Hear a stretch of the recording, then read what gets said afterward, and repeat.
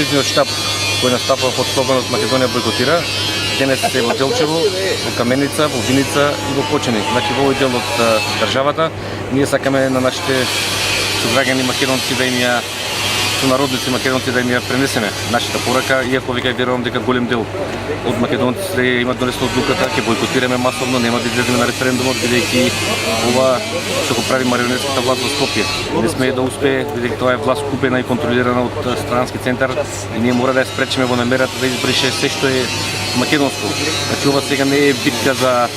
лидери, за индивидуалци, за партии, не е битка за власт, туку сега ова е битка за Македонија, за македонците, за опстанок на цел еден народ.